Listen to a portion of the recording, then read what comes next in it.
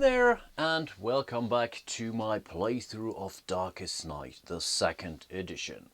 Last turn we really made some progress. So we were able to bring our clue tracker close to the threshold here. We basically need only one more clue in order to claim our very first holy relic. Unfortunately, the ranger is in a really bad position here. He's down to 1 grace, he has 0 secrecy, so he definitely will engage the necromancer in this space here, the ruins, and of course we will flee at some point in time to the next region there, but the problem is there, he still has to draw an additional secrecy card, event card over there then, and he could really potentially die in this turn, and this is really something I don't want to have. The ranger did not really level up, so I think it would be okay to start over with a new character here, but overall I really would prefer to keep the ranger.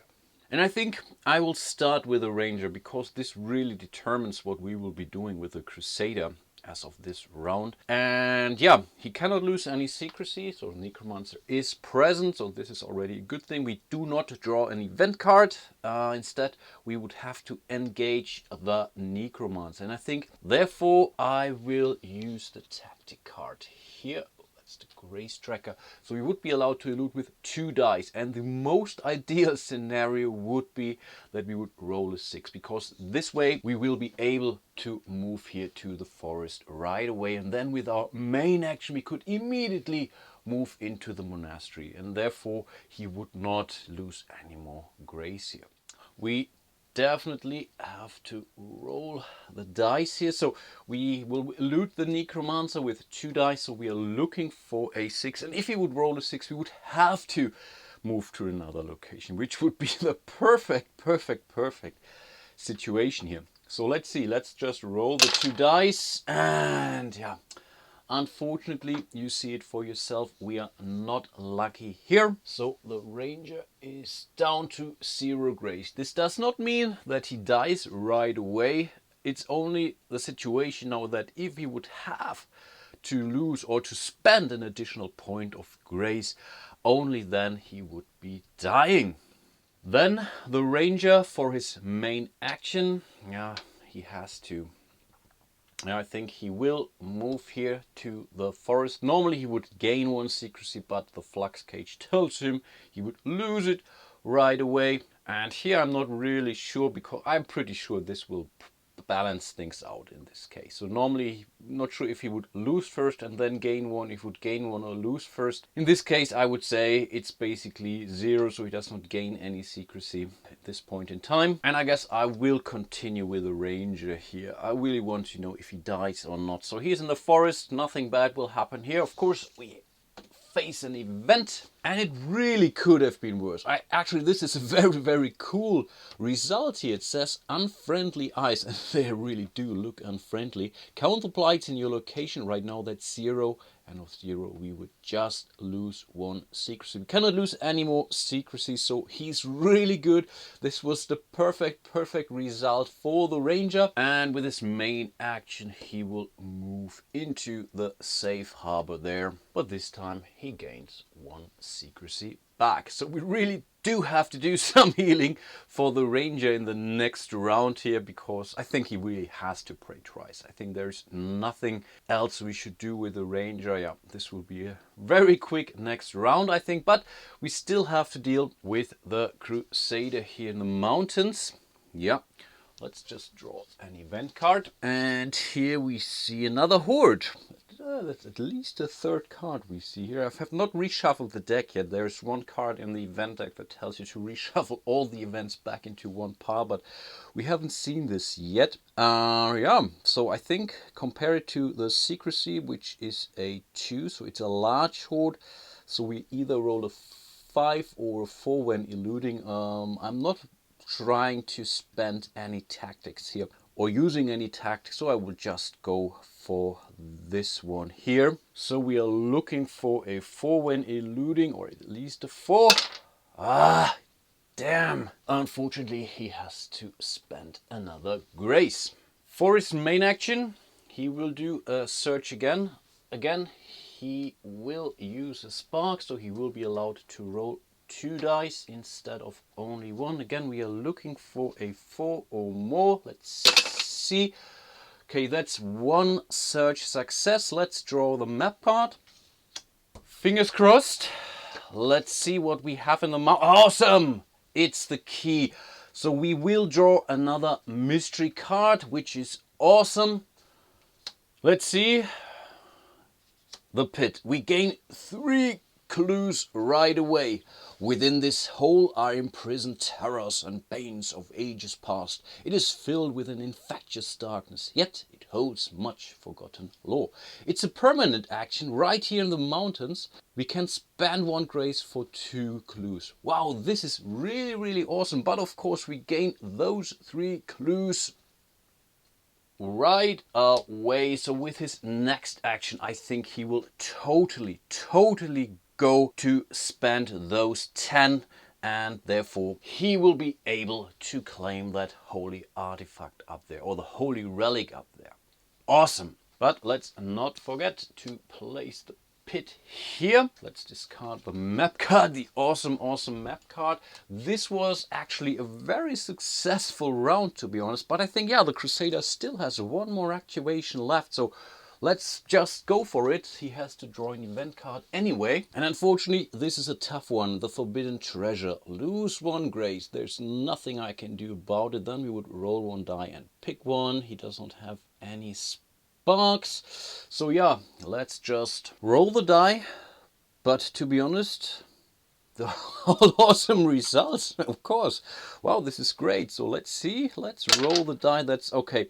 That's the one which says we would gain a Soothing Lyre. Let's take it right away. And this one can be spent basically anytime doing an activation. No, anytime.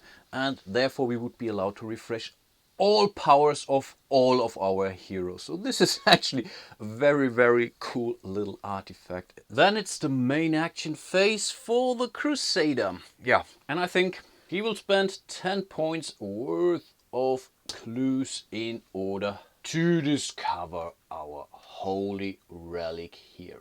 Isn't that awesome? You're not losing any secrecy when first claiming this holy relic. Only if you would pass it to another hero, then this other hero would lose 1 secrecy. But of course you're also losing secrecy at the start of your round when you're carrying it. So really the Necromancer is behind us. So let's grab this holy relic here and place it on the character card of our Crusader. Each hero is normally only allowed to carry 1 holy relic, but in this 2-player dual class variant each hero can hold 2 of them, and I think you're only losing a secrecy for your second activation in that round. So not all the activations will cost you 1 secrecy. I think this really does make sense. Apart from that, it's really unfortunate he does not have at least whatever 1 or 2 more grace, because in this case he would really stay where he is in the next round and really wait for the Necromancer. But I think that's right now too risky, because he's really our fighter and he will be able to take out the Necromancer when using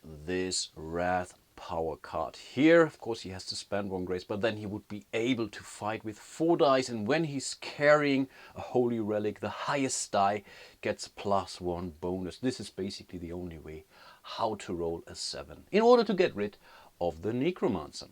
So let's jump into the Necromancer's turn. Let's increase the darkness. Let's add time tokens to our quests here. Those should have been all. Yep, that's the case. And then let's roll for his scouting. And I think I forgot to mention there's a +1 because of this gate here.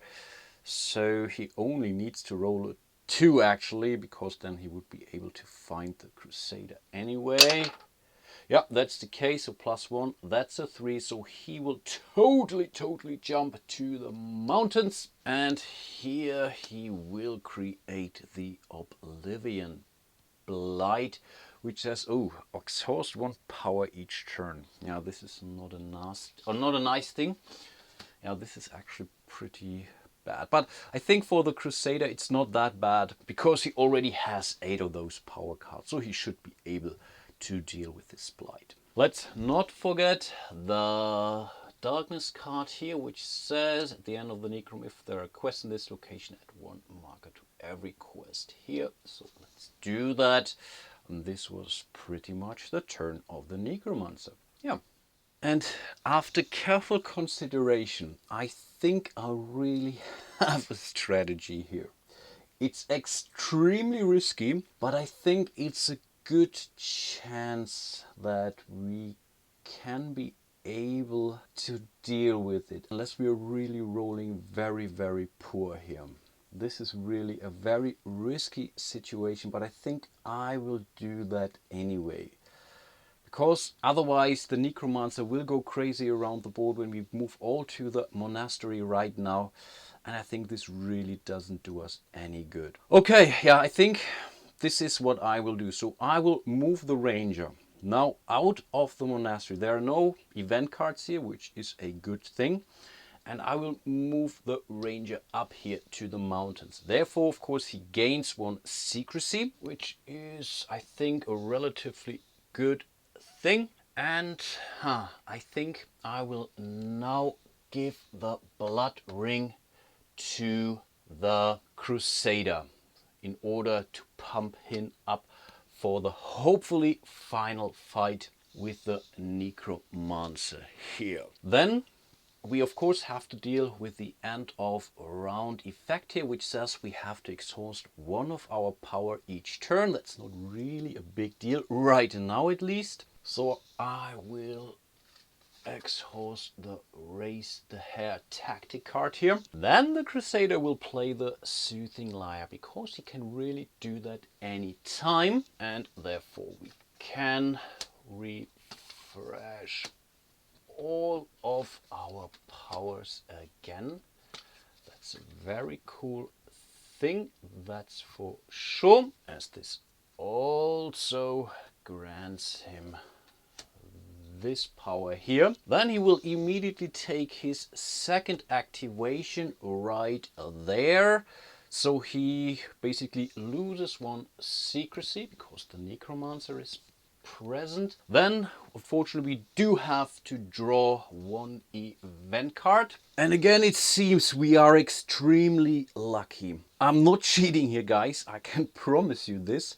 This is the Respite card. There is also the Renewal card in the deck, which says you have to keep on drawing. But this Respite, this card has no other effect than reshuffle the event deck. So this is actually a very good thing, because this was actually the event for the Ranger, which is so awesome. And then for his main action, the Ranger will definitely try to get rid of the Oblivion here.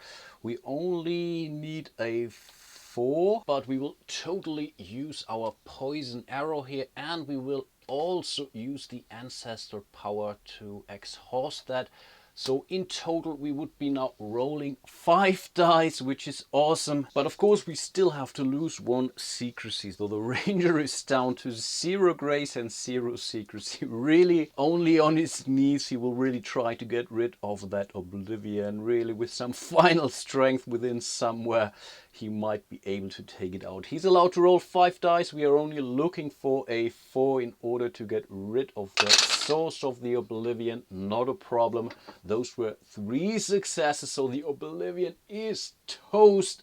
Awesome. And then it's the first activation of the Crusader. He has to lose 1 secrecy because he's present with the Necromancer. He will not lose a secrecy because of the Holy Relic, because you're only losing this secrecy in your second activation that round. I think I already mentioned that. So therefore he has to draw an event card, and here we see the Urgent Plea. It could have been much worse, really. I don't want to lose or spend any more grace here. Yeah, this is what I have to do. So draw a quest and roll 1 die to determine its location, then add 1 marker to it. That's not really that big of a deal.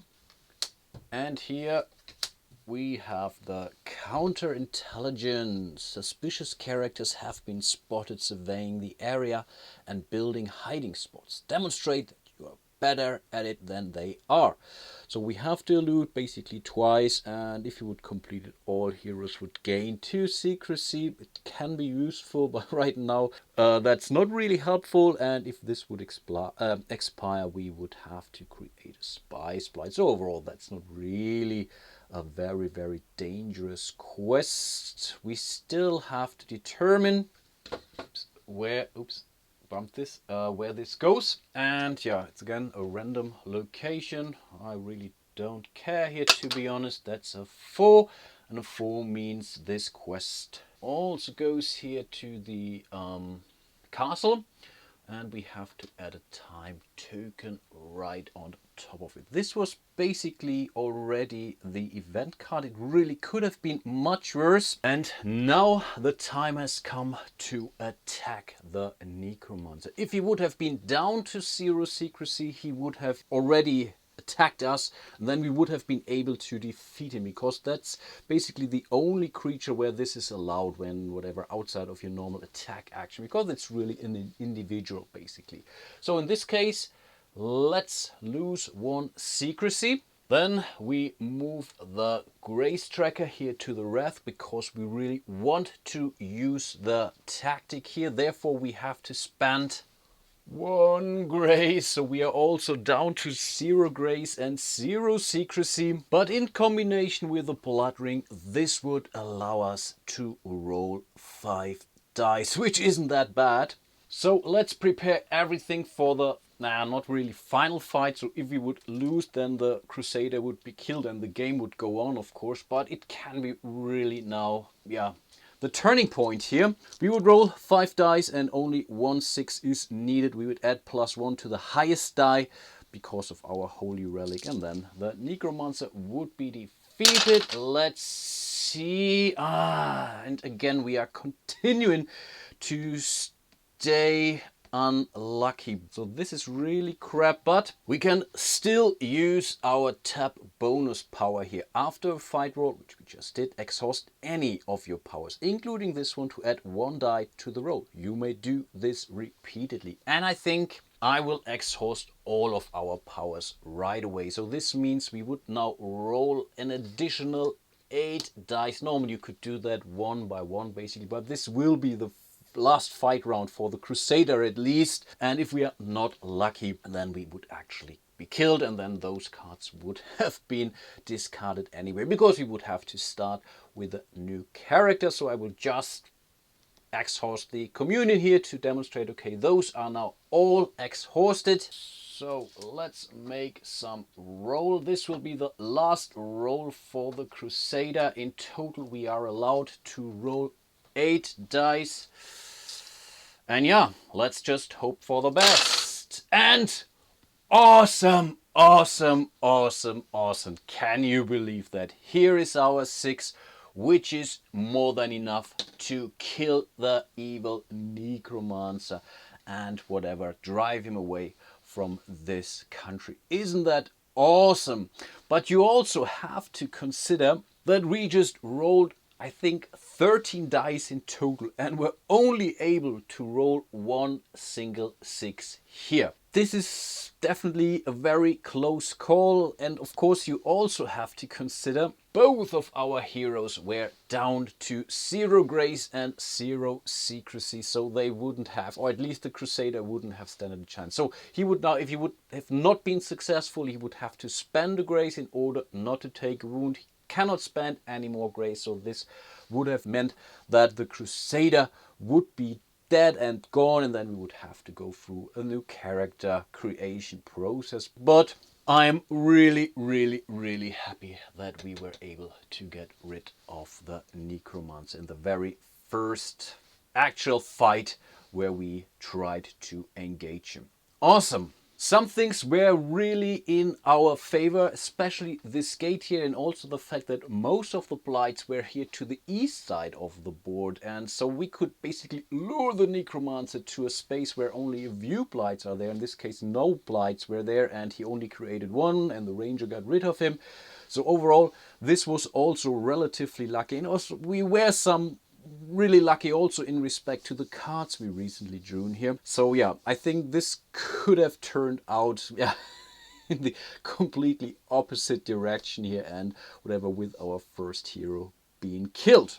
I really hope you enjoyed my little playthrough of Darkest Night, the second edition here. I'm a bit surprised that we were able to end it that soon. I was thinking I would have been able to take him out within the next, whatever, 2-3 turns. But in this case, it was really lucky that things turned our way, so that the ranger was able to get to the monastery here and then could give the artifact to the crusader, which would give him an additional die and such. So overall, things turned out pretty well. Don't forget that the campaign will launch at May 3rd on Kickstarter. I think I will definitely post the news on my Twitter and Facebook page, maybe also publish another video or so. So definitely want to make sure that you don't miss it. Pretty sure you won't miss it. And when I really look at all those nice and awesome components that this prototype ships with already, I mean, just look at all those awesome artwork here that this prototype ships with. So this really makes it an awesome experience, and I really cannot wait to have the final product in my hands here, to be honest. And if you still don't have enough of Darkest Night, you can always check out Dark Mystic Eye's channel. I think he's still at it, currently at episode 8 or so. But I think I'm only playing with 2 players. He's playing with all 4 players. So overall, that takes more time, that's for sure. And this is what I really like about this official variant here, with a 2-player dual class variant. But also keep in mind that there is now an official 3-player variant in the rules with this difficulty table. So overall, you can now really enjoy it with a great variety of different player counts, which is really great. And with a last look at our defeated necromancer, I really hope to see you soon in one of my next videos. And until then, bye bye.